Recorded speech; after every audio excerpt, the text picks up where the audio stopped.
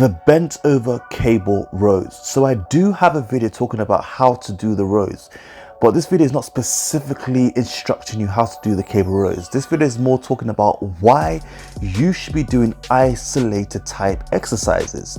But let me quickly just break down, just a quick summarize, how to do the bent over rows. If you've been watching my how-to videos, you would know by now that the principles are basically almost all the same.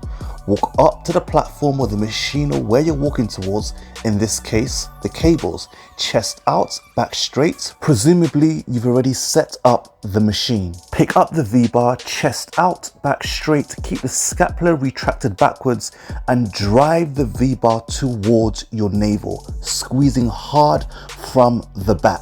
And slowly release back to the starting position. This is 1 rep. Let me say one thing real quickly. The best way you can get through any exercise, whether it's the cables, dumbbells, barbell, body weight, etc., is use the mind to muscle connection, because that's where you're going to know how you're working the muscle. You want to feel it. I'm telling you, when you use the mind to muscle connection, you'll feel more of the contraction as the muscle is being worked. So let's get to the fun part.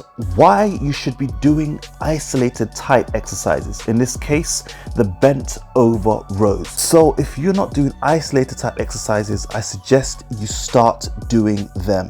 Remember, compound lifts are the building blocks.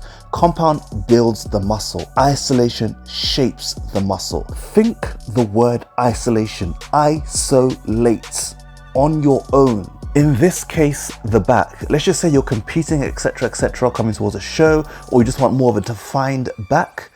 Isolation type exercises is your go-to because you can define it in the way you want the muscles to pop.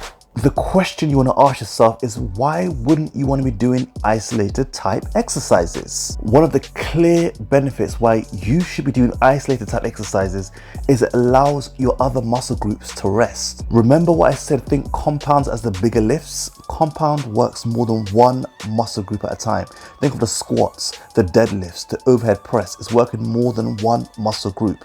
Isolation is isolating only that specific area, just working less muscle groups, sometimes even only just that area. The muscle grows during the rest phase. A quick tip I always recommend when doing isolated type exercises, if you can, by the way, is, for example, let's just say the bent over rows, for example, use your other hand to assist in the movement, as in to feel that mind to muscle connection. So as you can see, or you've seen, my hand is placed near my lats that are working.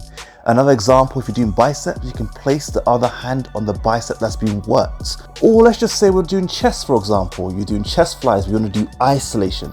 So we're doing one chest at a time. You can place the other hand on the working chest, so you can feel where the contraction is taking place. You will quickly realize that doing these isolation type exercises will help you limit bad form. Why? Because think about it, you're placing your hands on that muscle group. Let's just say before, you was not getting that full contraction. Now, putting your hand on that muscle group, you're more aware of that contraction, meaning moving forward, better growth, and of course, better gains. The next time you are training, make sure you add isolated type exercises into your routine. Thank me later.